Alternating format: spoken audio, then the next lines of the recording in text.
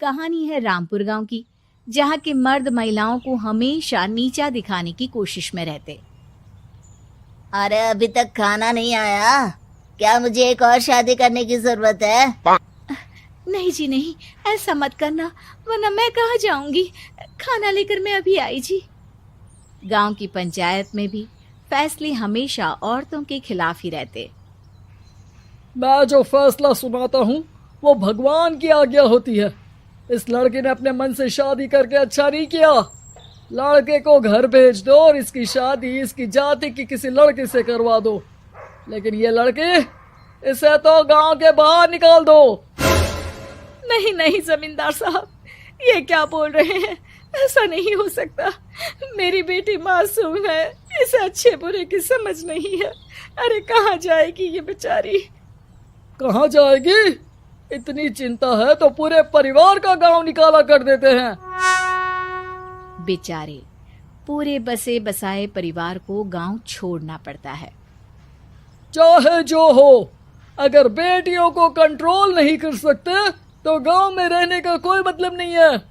यहाँ औरतों को दब कर रहना होगा। कोई भी अपने हिसाब से कुछ नहीं कर सकता, सब ईश्वर की मर्जी से ही होगा। तभी गांव का एक आदमी दौड़ा दौड़ा आता है। सरपंच साहब, जमींदार साहब, वो कालिया है ना, उसकी बेटी पढ़ने के लिए शहर जा रही है। अच्छा, ये कब हो गया? और कालिया की हिम्मत कैसे हो गई ऐसा करने की? लेकर आओ उसे और उसकी बेटी को। बस फिर क्या था, हाजिर हो जाते हैं कालिया और उसकी बेटी सरपंच के सामने। अरे कालिया, ये क्या सुनने में आ रहा है? बेटी को इंजीनियर बना रहा है तू? और ये बता, गांव में तो स्कूल नहीं है, फिर कहां से इतनी क्लास पास कर गई तेरी बेटी? राधा, जो कि कालिया की बेटी है, उसे लगता है कि सरपंच उसकी तारीफ कर रहे हैं। सरपंच जी, मैंने ऑनलाइन पढ़ाई की है, डिस्टेंस लर्निंग से। सभी में मैंने अच्छे नंबर पाए हैं, जिसे देखते हुए शहर की इंजीनियरिंग कॉलेज में मुझे स्कॉलरशिप मिली है। वाह जी वाह, क्या होती है ये? पहले तो ये बताओ, फिर आगे की बात करते हैं। पूरा गांव राधा की बात सुन रहा था और राधा बोलती जा रही थी। तो ऐसे मैं फ्री में एक अच्छी शिक्षा लेकर गांव में जो कुछ परेशानियां हैं, जैसे बिजली, पानी और इंटरनेट जैसी समस्याओं के लिए काम करूंगी। मैं गांव को शहर से जोड़ने के लिए पुल का निर्माण करवाने का प्रस्ताव रखूंगी। मुझे पूरी उम्मीद है कि जल्द ही हमारा गांव भी तरक्की की राह पर चल पड़ेगा। राधा की बात सुनकर सारे गांव वाले ताली बजाने लगते हैं। सरपंच को समझ नहीं आता कि वो क्या करे। चुप रह नादान लड़की, गांव के खिलाफ जाने के लिए तुझे गांव से बेदखल कर दिया जाएगा, वो भी पूरे परिवार के साथ। और हाँ, अगर ठीक से गांव में रहना चाहती है तो ये पढ़ाई लिखाई छोड़ दे। हम तेरे लिए गांव का कोई होनहार लड़का देखेंगे। तभी गांव का एक आदमी बोल पड़ता है।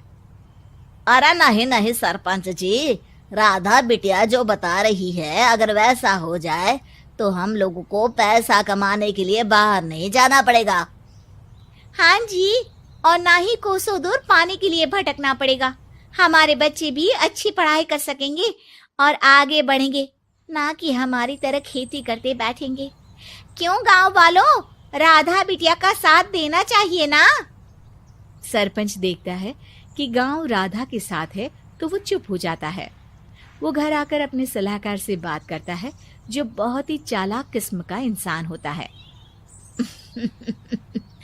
अरे सरपंच साहब, आपको बहुत ही होशियारी से काम लेना पड़ेगा।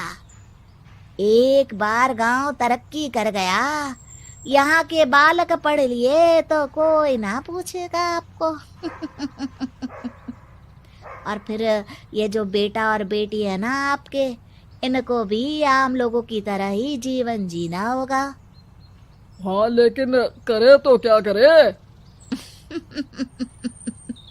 वो ना आप मुझ पर छोड़ दीजिए, बस मैं जैसा बोलूं करते जाइए। अगले रोज सुबह जब गांव वाले सोकर उठते हैं तो राधा के घर के बाहर और साथ ही वो लोग जिन्होंने राधा का सपोर्ट किया था, उनके घर के आगे लाल रंग से कल आऊंगी लिखा होता है। कल आऊंगी, यह क्या होता है? अरे यह तो खून से लिखा है, लगता है कोई भूत प्रेत या चुड़ैल का साया है। चलो सरपंच जी के पास चलते हैं। सभी सरपंच के पास जाकर उसे सारी बात बताते हैं। अरे ये तो बड़ी मुश्किल की बात है। चलो मैं एक बाबा को जानता हूँ, उन्हें बुला लेता हूँ। सरपंच बाबा को लेकर गांव के घर के बाहर जाता है। ओहो, तो ये वो चुड़ैल है जो उन लोगों को निशाना बनाते हैं जो गांव को बदलने का सपना देखते हैं। वो गांव को ऐसे ही संपन्न देखना चाहती है, वो नहीं चाहती कि कोई बाहरी यहाँ का कायाकल्प करे।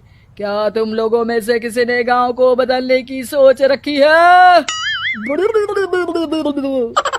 तभी राधा की माँ रोते रोते आती है। मेरी राधा घर से गायब हो गई है। अरे कोई तो बचाओ, मेरी बच्ची कहाँ गई?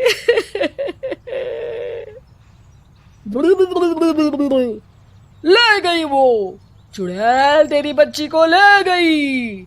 अब वो उसे श्रापित करके छोड़ेगी, उस पर चुड़ैल का साया हो जाएगा।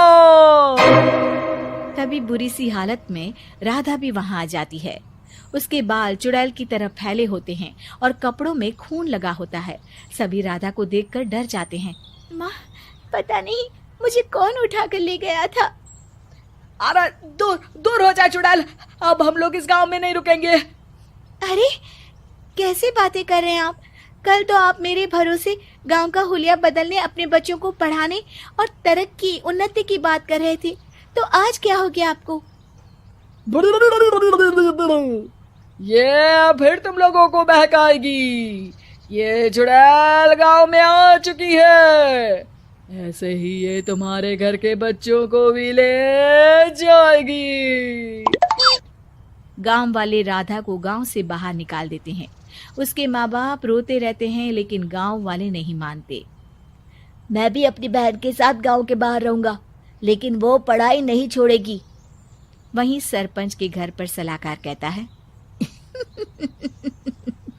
देखा, सांप भी मर गया और लाठी भी नहीं टूटी। लेकिन अगले ही दिन सरपंच के घर के बाहर भी वही शब्द लिखे होते हैं। और फिर सरपंच की बीवी कहती है, हमारी बेटी को किसी ने अगवा कर लिया है। तभी राधा का भाई वहां आ जाता है। अरे गांव वालों, मैंने सरपंच जी की बेटी को देखा था। वो चुड़ैल उसे उठाकर ले जा रही थी। अरे क्या मजाक कर रहे हो? नहीं नहीं सरपंच जी, आप नहीं जानते। वो चुड़ैल अब आपकी बेटी में आ जाएगी, जैसे राधा के अंदर आ गई थी। तभी सरपंच की बेटी वैसी ही हालत में वहां आती है जैसे राधा आई थी। पापा, पता नहीं कैसे मैं गायब हो गई थी। चुड़ैल, इसके अंदर भी चुड़ैल का साया है, मारो इसे। अरे नहीं नहीं, इसे भी राधा के पास गांव के बाहर ही भेज दो। अरे चुप रहो, मेरी बेटी कहीं नहीं जाएगी और चुड़ैल वुड़ैल कुछ नहीं होता है। अरे कैसे बात कर रहे हो सरपंच जी? आप तो बोल रहे थे कि आपका फैसला भगवान का ज्ञान होता है, तो अपने पर बात आई तो अब आप ऐसे बोल रहे हैं। अरे ना ना ना, आपको अपनी बेटी को त्यागना ही होगा। अरे बुलाओ बाबा को। राधा का भाई बाबा को ले आता है, जिसे अब गांव वालों के डर के कारण सच बोलना पड़ता है। मैं कोई बाबा नहीं हूँ, मैं तो मोची था। ये सलाहकार महोदय ने मुझे कहा था एक्टिंग करने को। अब वो मुझे पैसे देने वाले हैं। अब मुझे माफ कर दो। गलती हो गई, मुझे माफ कर दो। तभी वहां राधा आ जाती है। देखा सरपंच जी, जब गांव के बच्चे साक्षर होंगे तो आप जैसे लोगों की चालाकी नहीं चलेगी।